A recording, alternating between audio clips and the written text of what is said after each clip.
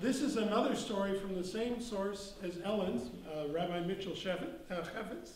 And it's a different kind of story, but I think you'll enjoy it. There was once a queen who ruled over a land in perfect harmony, really perfect. The rains fell in their season, the crops grew strong and healthy, the winds blew at the proper time. The people worked together, side by side, without argument. All this happened because of the harmony that the queen had, which flowed from her to her land and her subjects. You see, she knew her land. She knew when the tides would rise and when they would fall. She knew when the seasons would turn. And she knew her people. She knew when a word of strength was needed or when a word of kindness would do. She knew her land, she knew her people, and she knew herself. She knew that she had a yearning, a deep yearning, but she didn't know what for. So she thought, well, perhaps if I go and I learn how to sing, I can fulfill this yearning of mine. So she gathered together around her, quietly, without a lot of fuss and bother, all the musicians, all the vocalists, all the teachers that she could find that would help her learn to sing. And first she learned about how to read notes. Then she learned how to sing simple melodies. Then she learned great orchestrations. She learned all the forms of folk and opera, until finally, after weeks and months, and yes, years, she felt, I'm now ready to sing for my subjects. So she had an auditorium prepared. Her subjects gathered in the audience. She strode out on stage, and she began to sing with a simple melody. The melody was so sweet, it was so pure, that her subjects began to weep. She sang another song, this time more complex, and her subjects began to cheer. They loved her, and they loved her music. She finally sang a great operatic aria, and they rose to their feet in applause. And she realized, in what should have been her finest moment, that she had no idea whether she could sing or not. You see, her subjects loved her so very, very much, she realized, that they would love whatever she did. So how could she know whether she was any good or not?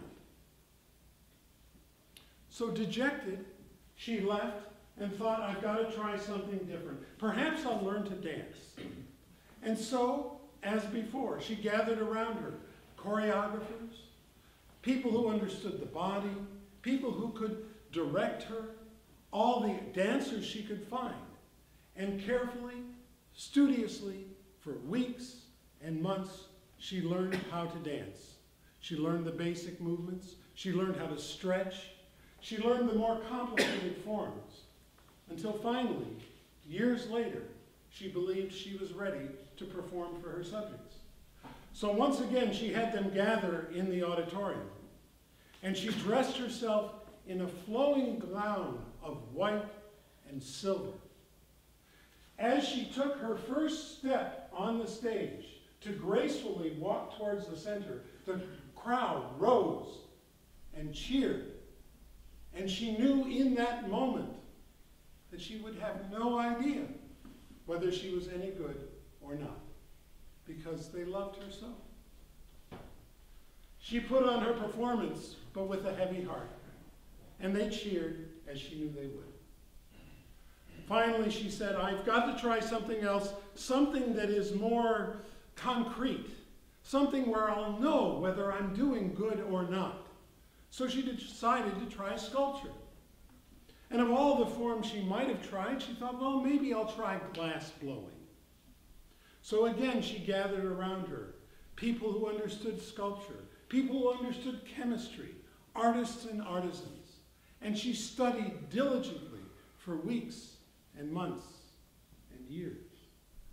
She came out of her study with this glass globe that seemed to change colors as you looked at it. It was beautiful. She had it placed on a pedestal in that auditorium and invited people to come to look. The people filled the auditorium. The curtains were drawn back. There was a gasp from the audience, a gasp of such devotion and appreciation, of such strength, that it shattered the globe into a million pieces. Now the audience was terrified. What had they done? But the queen was thrilled. There was room for improvement. So she ran back to her studio and began work on another globe. This time, it would be more delicate and yet stronger than ever before. And she worked at it. And this time, indeed, it was thinner, it was stronger, and the lights that used to dance across the surface now seemed to sparkle in the essence of the glass itself. She brought the globe out. She placed it on the pedestal. The subjects came again.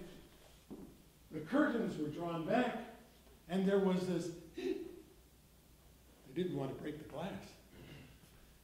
When they saw that they didn't break the glass with their first appreciation, they cheered. And they cheered with such strength and devotion that again, it shattered.